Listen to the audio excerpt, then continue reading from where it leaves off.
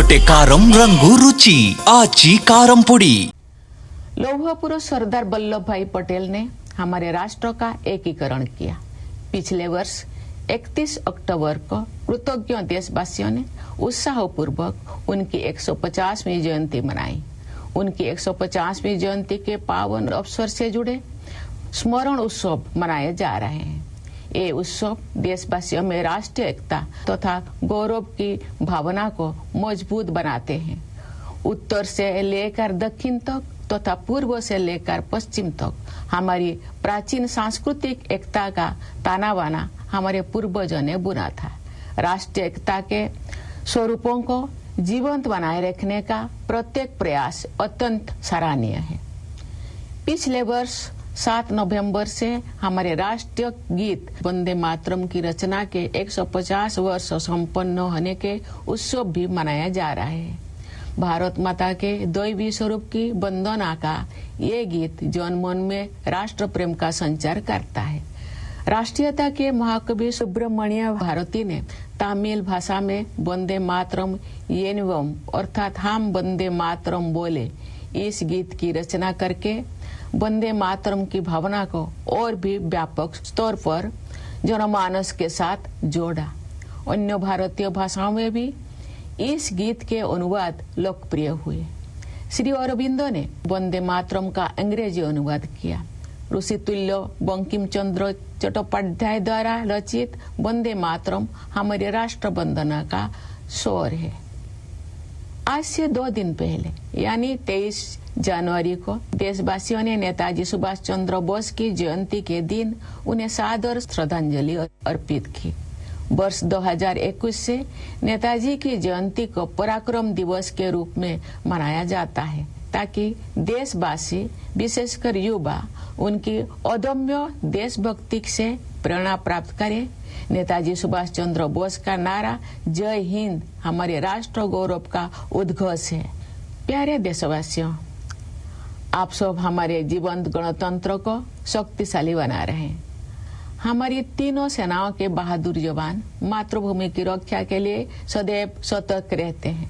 हमारे कर्तव्यनिष्ठ पुलिस कर्मी तथा केंद्रीय सशस्त्र पुलिस बलों के जवान देशवासियों की आंतरिक सुरक्षा के लिए तत्पर रहते हैं। हमारे अन्नदाता किसान देशवासियों के लिए पोषण सामग्री उत्पन्न करते हैं। हमारे देश की कर्मठ और प्रतिभाशाली महिलाएं अनेक क्षेत्रों में नई प्रतिमान स्थापित कर रहे हैं। हमारे सेवाधर्मी डॉक्टर, नर्स और सभी स्वास्थ्य कर्मी देशवासियों के स्वास्थ्य की देखभाल करते हैं। हमारे निष्ठावान सफाई मित्र देश को स्वच्छ रखने में प्रमुख भूमिका निभाते हैं। हमारे प्रबुद्ध शिक्षक भावी पीढ़ियों का निर्माण करते हैं। हमारे विश्व स्तरीय वैज्ञानिक और इंजीनियर देश के विकास को नई दिशाएं देते हैं। हमारे मेहनती श्रमिक भाई बहन राष्ट्र का नवनिर्माण करते हैं। हमारे होनहार युवा और बच्चे अपनी प्रतिभा और योगदान से देश के स्वर्णिम भविष्य के प्रति हमारा विश्वास मजबूत करते हैं। हमारे प्रतिभाशाली कलाकार, शिल्पकार और साहित्यकार हमारी समृद्ध परंपराओं को आधुनिक अभिव्यक्ति दे रहे हैं। अनेक क्षेत्र के विशेषज्ञ देश के बहुआयामी विकास को दिशा दे रहे हैं।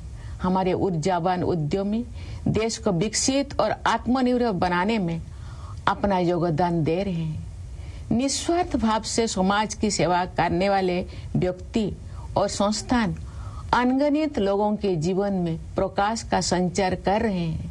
सरकारी तथा गैर सरकारी कार्यालयों एवं संस्थानों में काम करने वाले सभी कर्तव्यपरायण लोग राष्ट्र निर्माण में अपनी सेवाएं समर्पित कर रहे हैं।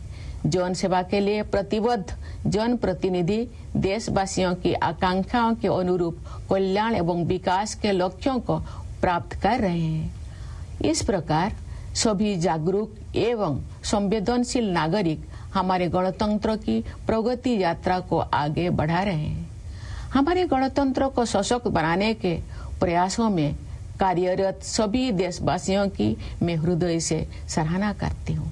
प्रवासी भारतीयों हमारे गणतंत्र की छवि को विश्व पटल पर गौरव प्रदान करते हैं। मैं उनकी विशेष सराहना करती हूँ। प्यारे देशवासियों, आज के दिन यानी 25 जनवरी को हमारा मतदाता दिवस मनाया जाता है। जनप्रतिनिधियों के निर्वाचन के लिए हमारे वयस्क नागरिक उत्साहपूर्वक मतदान करते हैं। बाबा साहेब डॉक्टर भीमराव अंबेडकर मानते थे कि मताधिकार के प्रयोग से राजनैतिक शिक्षा सुनिश्चित होती है।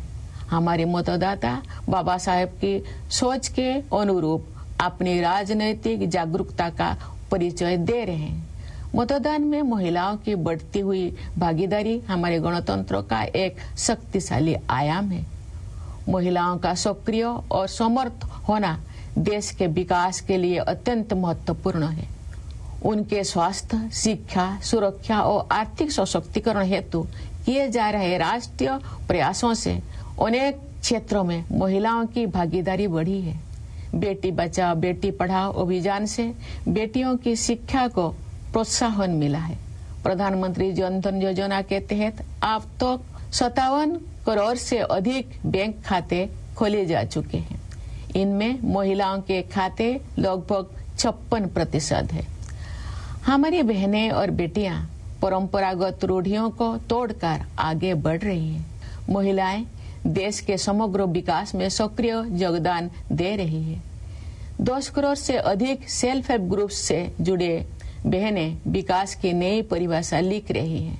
महिलाएं खेत खलिहानों से लेकर अंतरिक्ष तक, स्वरोजगार से लेकर सेनाओं तक अपनी प्रभावी पहचान बना रहे हैं। खेल कूद के क्षेत्र में हमारी बेटियों ने विश्व स्तर पर नए प्रतिमान स्थापित किए हैं। पिछले वर्ष नवंबर में भारत की बेटियों ने ICC women's cricket world cup और उसके बाद blind women's T20 world cup जीतकर स्वर्णिम इतिहास रचा है।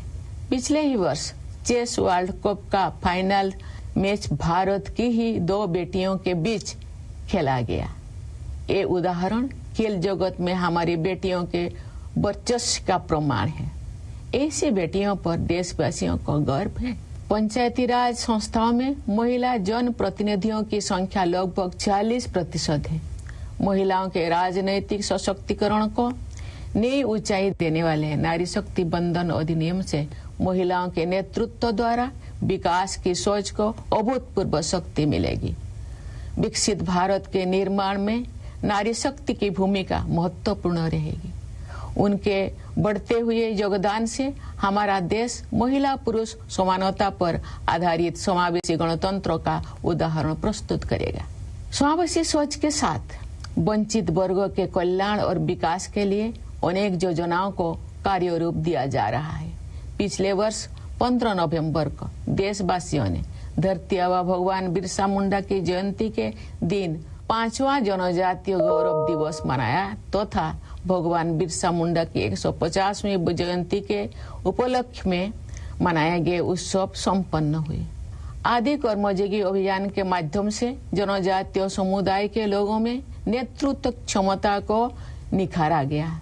विगत वर्षों में सरकार ने जनजातीय समाज के गौरवशाली इतिहास से देशवासियों का परिचय कराने के लिए संग्रहालय के निर्माण सहित अनेक कदम उठाए। उनके कल्याण और विकास को प्राथमिकता दी गई है।